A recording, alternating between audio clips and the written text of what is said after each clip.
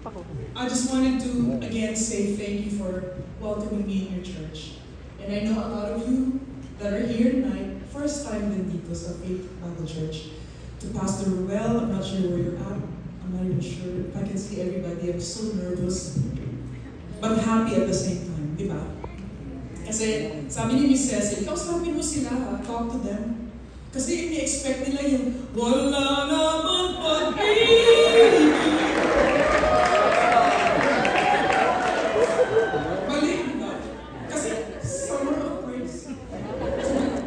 Ako, baka nag-i-expect sila ng something heartbreak songs. Sorry po, sa lahat ng mga nawala ng forever. I'm not here to sing of heartbreak songs, but I'm here to sing something that will lift us up, di ba?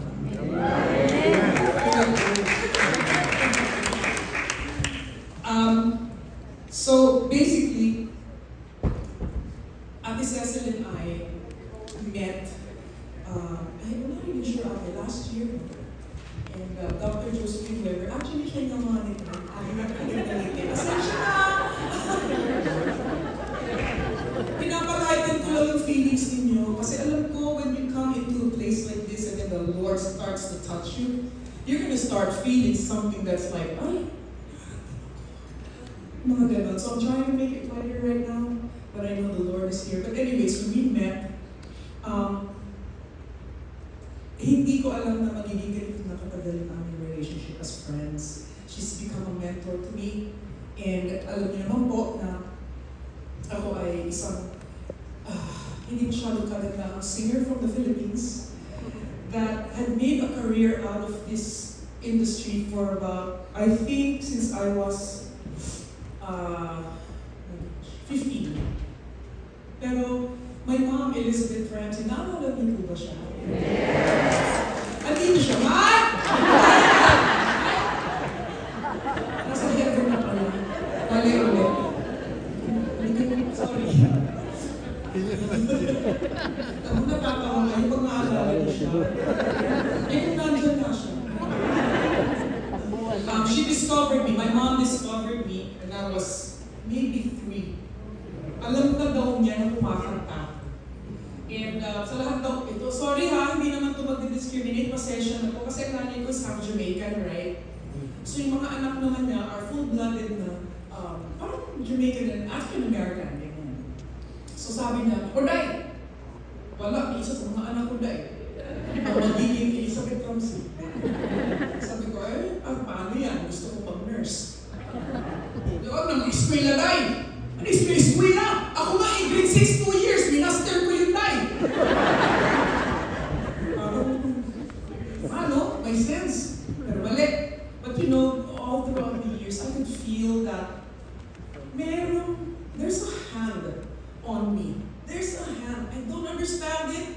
I'm not sure what it was, but there was something that protected me from all kinds of craziness. Yun na lang sabihin natin, craziness. So, growing up with no father, so I only had my mom as my mom and dad. But because she was always working, I only had myself. In all those years, I became strong, I became independent. I thought I knew everything. Until I was discovered again by Miss Benita Morales when I was 26 years old, 180 pounds, and really a loser at that point. And sabi niya, who is that girl? I was singing like, parang dance song, you know, like, parang tulog-itin ganyan. Sabi niya, oh my God, tell her to go downstairs and talk to me in my dressing room. And then, I go down. That was a show in San Francisco. She says, come home. I said, no. Then we had another show in San Diego. She says, come home. I said, sige, I'll give it a try. Make a long story short, in 1996, everything happened. Parang lahat ng dapat naging blessing ko noon, parang lahat sila in one stroke. That's 1996. I look at siya na, 2025. I'm still doing the same thing. He gave, literally, the family that I did not have was given to me from different people. I started friends na akala ko friend lang. Pinalitan niya lahat ng hindi dapat. Pinalitan niya ng konti lang na karapat-dapat. Has that ever happened to you? And one of those moments I said, alam mo, ayoko na kumanta kasi parang wala ng katuturan. But he kept saying, I don't know if it's him talking, I cannot say that God is talking to me, but my spirit says, my conviction was saying, there's more. Chill ka lang, relax ka lang. I am your father. I am your mom, dad, brother, sister, cousin, class. I'm your manager. What's up, your manager? Oh, God. Kasi pag siya ang manager ko, I'm protected. Hindi ko na kailangan na insurance. All out si Lord sa akin. And I come here during the pandemic. I quit Showtime on air. And I thought that's the end of it. It was 2021. It's a TV show for those who don't know. It's a TV show where I was the worst, like, feared account judge for a singing competition. And I don't know why. I was the nicest one. Ano ka, diba? Kasi nga itong PES. Medyo, supadita. Pero, I was always nice. But you know, make a long story short again, I'm trying to lead this moment because I want you guys to know that God, what you did for me. Okay, picture this. Look at this face. I can't be a model. Look at my clothes. I can't even be a, I don't know. I'm so like not feminine. But I am a woman. I'm married. I have 3 children. Di ba naligawan din naman ako? Thank you, Lord. Ganda, Ricky Reyes. I just feel like there's a lot of people that I come across whenever I do shows. I promise you, I guarantee you, ang daming hindi masaya. And I'm like, I'm scratching my head. Sila may mga takong kotse, mga nurse, doctor, they have all this degree. I have not even finished high school. Why am I talking like this? Why am I acting like, why am I in this business? God knows His plans for you. Yes. There is no perfect peg for what He's gonna do. That's why every time I did something that didn't include Him, it was just epic fail.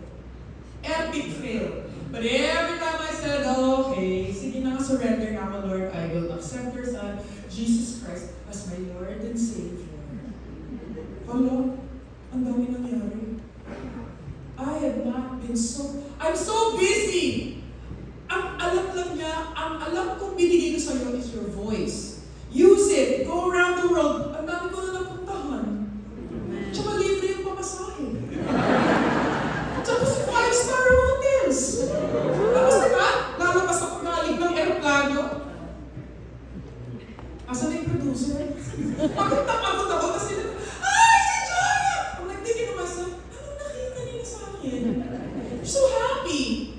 So I felt like, okay, I'm gonna use what you gave me, Lord, as my ticket to leave my home to the joy that you can give. I want to push that to you.